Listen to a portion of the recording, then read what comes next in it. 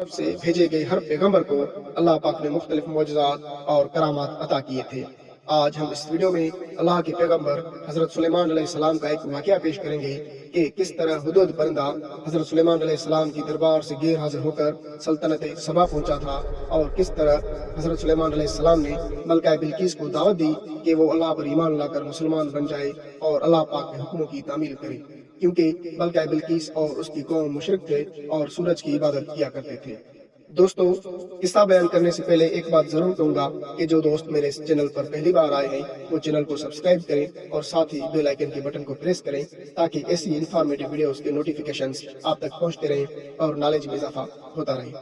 اللہ پاک نے حضرت سلیمان علیہ السلام کو بہت سارے معجزات عطا کیے تھے۔ آپ علیہ السلام جانوروں اور پرندوں کی بولیاں بھی سمجھتے تھے، اور ہوا پر آپ کا قابو تھا، اور آپ کا تخت ہوا میں اڑا کرتا تھا، اور آپ کا تخت ہوا میں اتنی تیزی سے اڑتا تھا کہ آپ صبح اور شام کو ایک ایک ماہ کی مسافت طے کر لیتے تھے۔ حضرت سلیمان علیہ السلام کی حکومت کی سب سے بڑی خاصیت یہ تھی کہ آپ علیہ السلام کی حکومت میں صرف انسان ہی نہیں بلکہ جن، پرندے، جانور اور بہت ساری مخلوقات آپ کے تابع تھی۔ دوستو، قصہ کچھ یوں ہے کہ ایک بار حضرت سلیمان علیہ السلام نے پرندوں کو حکم دیا کہ وہ آپ کی دربار میں حاضر ہو جائیں۔ سارے پرندے آپ علیہ السلام کی دربار میں حاضر ہو گئے، مگر ہدہد پرندہ حاضر نہیں ہوا۔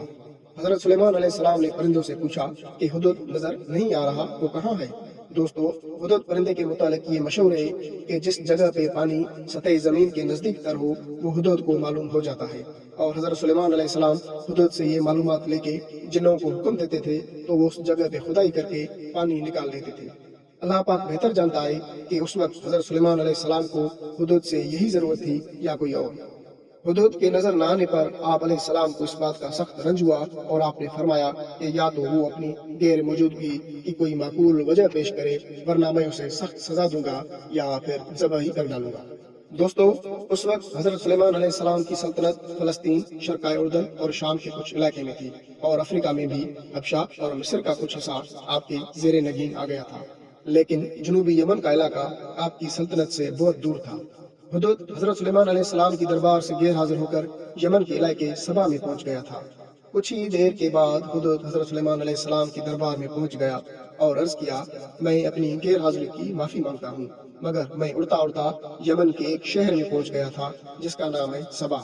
اور میں اہل سبا کے کچھ ایسے حالات معلوم کر کے آ رہا ہوں جن کی آپ کو کچھ خبر نہیں۔ آپ علیہ السلام نے فرمایا، کیا خبر لا رہے ہو؟ ہدہد نے عرض کیا، سبا کا ملک ایک زرخیز اور شاداب علاقہ ہے، وہاں کے لوگوں کے پاس ضروریات زندگی کی سب چیزیں کافی مقدار میں موجود ہیں، اور ان پر ایک عورت حکمرانی کرتی ہے جس کا نام ہے ملکہ بلقیس، جو بڑے عالی تخت پر بیٹھ کر حکمرانی کرتی ہے۔ اس کا تخت سونے کا ہے جس میں ہیرے اور جواہرات جڑے ہوئے ہیں، اور اس وقت اس کے آس پاس کسی بھی بادشاہ کے پاس ایسا تخت موجود نہیں ہے۔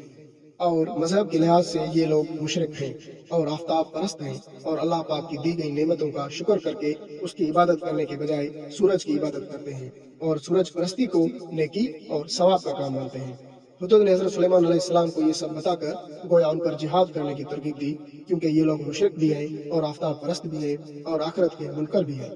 ہدہد نے کہا کہ ملکہ بلقیس کی سلطنت نعمتوں کے لحاظ سے اتنی خوشحال ہے کہ یمن کے آس پاس کی کسی بھی سلطنت کو ایسی خوشحالی میسر نہیں ہے، مگر وہ اللہ پاک کے حکموں کی نافرمانی کر رہے ہیں اور ہدایت پر نہیں ہے، اور اللہ کو چھوڑ کر سورج کو سجدہ کرتے ہیں۔ یہ سب سن کر حضرت سلیمان علیہ السلام حیران ہوئے اور فرمایا کہ ہم ابھی تمہاری تصدیق کر لیتے ہیں۔ دوستو، یہ سارا واقعہ اللہ پاک نے قرآن کریم کی سورہ نمل میں بیان کیا ہے۔ حضرت سلیمان علیہ السلام نے ہدہد کو کہا کہ میں ابھی پتہ کرواتا ہوں کہ تو سچ کہہ رہا ہے یا جھوٹ بول رہا ہے۔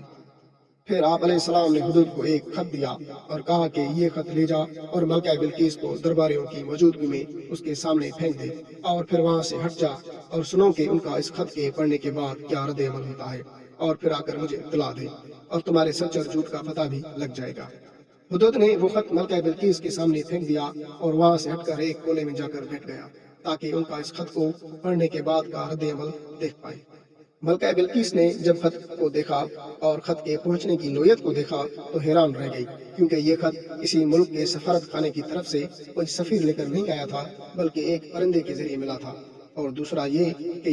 یہ خط کسی عام حکمران کی طرف سے نہیں بلکہ شام اور فلسطین کے عظیم حکمران کی طرف سے موصول ہوا تھا۔ ملکہ بلقیس خط کو اٹھا کر دیکھ کر اپنے دربار کے سرداروں سے مخاطب ہوئی اور کہا، اے سردارو، میری طرف ایک خط بھیجا گیا ہے اور یہ خط سلیمان کی طرف سے ہے، اور جو بخشش کرنے والے مہربان اللہ کے نام سے شروع کیا گیا ہے، اور لکھا ہے کہ تم اللہ پر ایمان لا کر مسلمان بن جاؤ اور سورج پرستی کو چھوڑ کر اللہ پاک کی عبادت کرو اور اس کے حکموں کی تعمیل کرو، کیونکہ اس کل کائنات کا مالک صرف اللہ ہی ہے جسے سجدہ کیا جاتا ہے، اور میں حکمران ہونے کے ساتھ اللہ کا نبی بھی ہوں، لہٰذا احتیاط کرو اور میرے پاس آ جاؤ اور میرے مقابلے میں سرکشی کرنے کی ہمت نہ کرنا، ورنہ سخت نقصان اٹھاؤ گی۔ ملکہ بلقیس نے سرداروں سے کہا کہ تم لوگ مجھے مشورہ دو کہ اس خط کا جواب کیا ہونا چاہیے، کیونکہ تم لوگ اچھی طرح جانتے ہو کہ سلطنت کے اہم کاموں میں ہمیشہ تم لوگوں سے مشورہ کرتی ہوں۔ ان لوگوں نے کہا کہ ہم طاقت اور قوت والے ہیں اور ہم لڑنے کے فن سے بھی بخوبی واقف ہیں اور ہمارے پاس جنگ کرنے کے لیے عظیم فوج بھی ہے، لہٰذا سلیمان ہمارا کچھ بگاڑ نہیں سکے گا، آپ خود ہی سوچیں اور جو حکم آپ کریں گی وہی ہوگا۔ ملکہ بلقیس نے کہا کہ میں قاصد کے ساتھ انہیں ایک ہدیہ بھیجتی ہوں، پھر دیکھتے ہیں کیا ہوتا ہے۔ ملکہ بلقیس یہ دیکھنا چاہتی تھی کہ حضرت سلیمان علیہ السلام کس قسم کے بادشاہ ہیں اور یہ کہ وہ ان کے خلاف لڑ سکیں گی یا نہیں۔ ملکہ بلقیس نے قاصدوں کے وفد کے ساتھ بہت سارے تحائف بھیجے، جس میں بہت ساری دولت، سونا، ہیرے، جواہرات اور نادرات موجود تھے، یعنی ملکہ بلقیس حضرت سلیمان علیہ السلام کا امتحان لینا چاہتی تھی کہ وہ کس چیز میں شوق رکھتے ہیں۔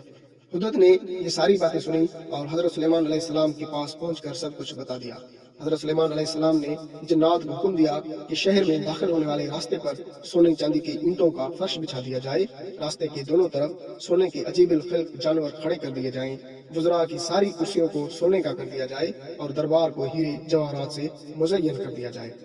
جب ملکہ بلقیس کے قاصد طائفوں کے ساتھ حضرت سلیمان علیہ السلام کی دربار میں پہنچے تو یہ سب کچھ دیکھ کر شرمندگی محسوس کی۔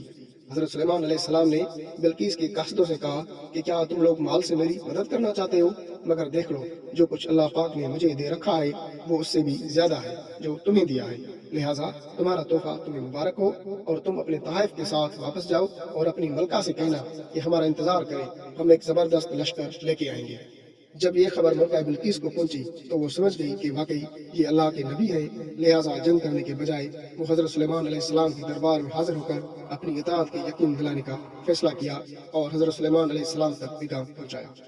جب حضرت سلیمان علیہ السلام تک پیغام پہنچا تو آپ نے اپنے درباریوں سے کہا، تم میں سے کون ہے جو ملکہ بلقیس کے یہاں پہنچنے سے پہلے اس کا تخت لے آئے؟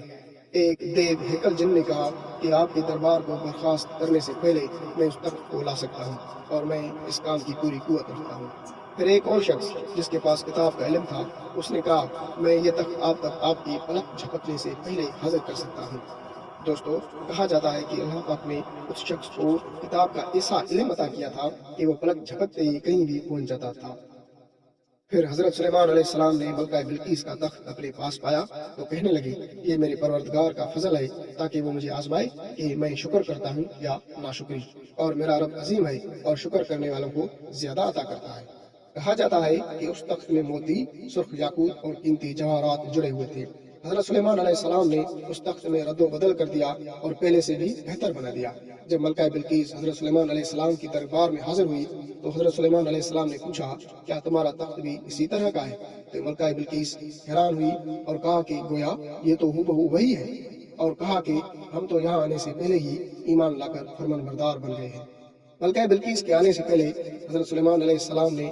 ایسی عمارت بنانے کا حکم دیا جس کا فرش شیشے کا ہو اور نیچے پانی جاری ہو اور پانی میں مچھلیاں بھی تیر رہی ہوں۔ حضرت سلیمان علیہ السلام اس محل میں اپنے تخت پہ جلوہ افروز تھے اور شیشے کے فرش کے نیچے پانی بہہ رہا تھا، جبکہ اس پانی کے اوپر شیشہ نظر ہی نہیں آ رہا تھا۔ پھر ملکہ بلقیس کو اس محل میں لایا گیا۔ جب اس نے فرش کو دیکھا تو سمجھی کہ یہ پانی کا ایک حوض ہے، اور اپنی پنڈلیوں سے کپڑا تھوڑا اوپر اٹھا لیا تاکہ کپڑا گیلا نہ ہو۔ حضرت سلیمان علیہ السلام نے کہا، یہ تو شیشے کا ایک فرش ہے۔ تب وہ شرمندہ ہوئی اور بول اٹھی کہ اے میرے پروردگار، میں سورج کی پوجا کر کے اپنے آپ پر ظلم کرتی رہی اور اپنے سلیمان علیہ السلام کے ساتھ رب العالمین کی اطاعت قبول کر لی ہے۔ لہٰذا ملکہ بلقیس پہ یہ ظاہر ہو گیا کہ جس طرح وہ شیشے کے صحن کو پانی کا لہریں مارنے والا حوض سمجھ بیٹھی، اسی طرح اس نے اور اس کی قوم نے سورج کی چمک اور دمک دیکھ کر اسے معبود اور خدا سمجھ بیٹھے۔ اسے اپنی غلطی پر نہایت ہی شرمندگی ہوئی۔ بعض مورخین نے لکھا ہے کہ ملکہ بلقیس مسلمان ہونے کے بعد حضرت سلیمان علیہ السلام کے نکاح میں آ گئی، اور بعض مورخین نے لکھا ہے کہ آپ علیہ السلام نے بلقیس کو یمن واپس بھیج دیا اور اس کے لیے وہاں 3 بڑے محل تعمیر کروائے۔